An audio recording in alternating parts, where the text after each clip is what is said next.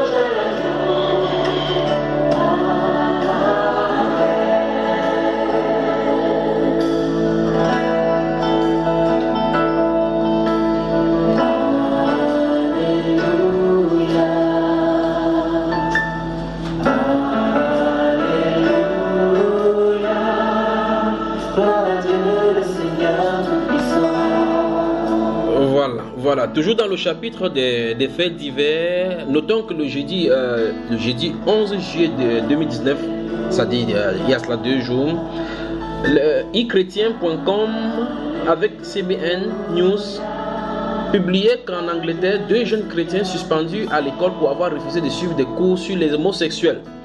En Grande-Bretagne, disent-ils, une courageuse fille de 10 ans s'exprime en vidéo après avoir été suspendue et accusée d'avoir tenu des propos homophobes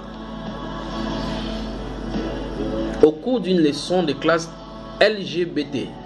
Non seulement elle nie cette affirmation, mais elle dit qu'elle ne savait même pas ce que ce mot voulait dire.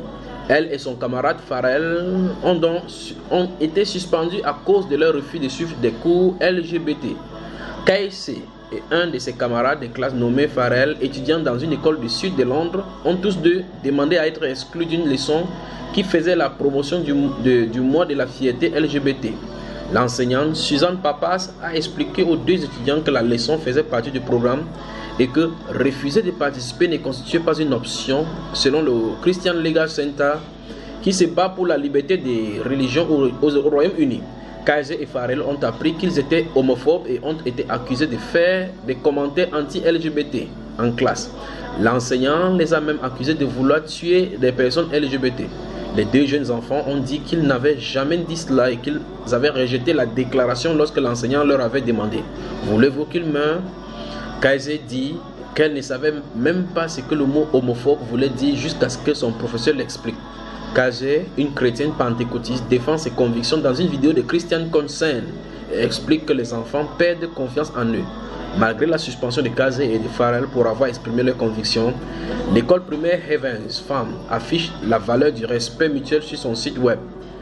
Je cite: dans nos écoles, nous avons créé des environnements sûrs et propices où les enfants peuvent exprimer leur opinion et faire leur propre choix. Plus de 2300 personnes ont signé une pétition pour soutenir Kaiser et d'autres étudiants courageux qui demandent à être dispensés des cours en classe LGBT.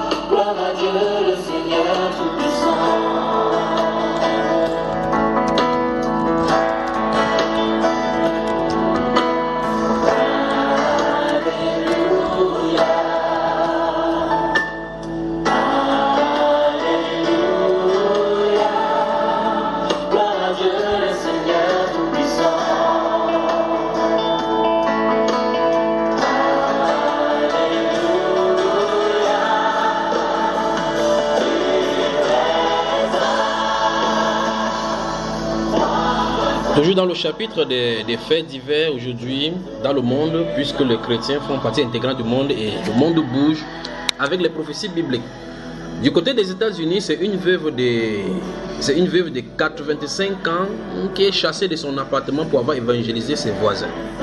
La femme âgée, priant en lisant la Bible dans sa chambre, Diana Martins, une veuve âgée de 85 ans, s'est vue expulsée de son appartement pour avoir partagé sa foi et prié pour ses voisins selon CBN News. Les scènes se passent en Californie. Diana Martin a vécu aux appartements Wingate Village à Hanford pendant près de 14 ans, rapporte CBN News. En février de cette année, le propriétaire John Draxler a informé Martin de son expulsion. Draxler est également adjoint au maire de la ville. Bien que le loyer de Martin ait été payé en totalité, le Pacific Justice Institute PJI déclare que Dexter a cité les activités religieuses de la femme. partager sa foi et offrir de prier pour les autres. Ce sont là les raisons pour lesquelles elle a besoin de trouver une nouvelle maison. Le propriétaire savait que Martins se remettait de graves problèmes de santé. Lorsque la femme âgée a été informée de l'expulsion, elle s'est mise à pleurer. En expliquant que c'était l'hiver et qu'elle n'avait pas d'enfant vivant près d'elle, Drexler aurait dit que ce n'était pas son problème. Lors d'une conversation avec le fils de Martins, Drexler aurait répété la discussion sur les activités religieuses de Martins à son âge. La veuve avait aménagé dans l'appartement car ils avaient été vendus comme résidence pour personnes âgées. Selon les avocats de PJJ, outre les motifs discriminatoires qui justifient l'expulsion de la notification adressée à Martins au mauvais moment, après la fin des négociations avec Drexler, le PJJ a porté plainte pour discrimination auprès du ministère de l'Emploi et du Logement de Californie. Personne ne devrait être expulsé sur la base de son expression religieuse, en particulier une arrière-grand-mère âgée. Nous espérons qu'avec une enquête de l'État et des mesures correctives, cela ne sera pas le cas de quiconque dans cette communauté, a déclaré Matthew Mark Reynolds, avocat du PJJ, dans un communiqué.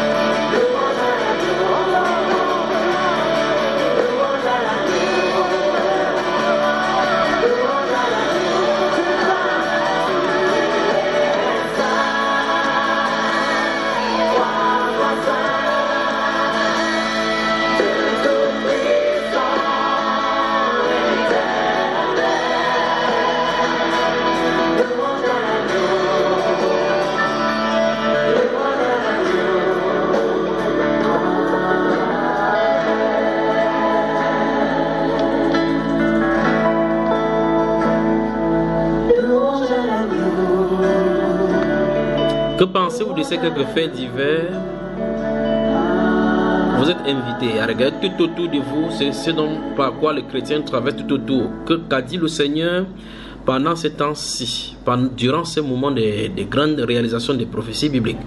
Qu'est-ce que vous avez constaté tout autour de vous? Quels sont les faits divers que vous rencontrez? Faites-nous le savoir en nous contactant sur les comptes Skype et toutes les autres connexions par lesquelles vous pouvez nous joindre à la fin de tous les enseignements disposés sur Bamba Iba par notre bien-aimé frère Iba. Que le Seigneur vous bénisse, que le Seigneur vous bénisse.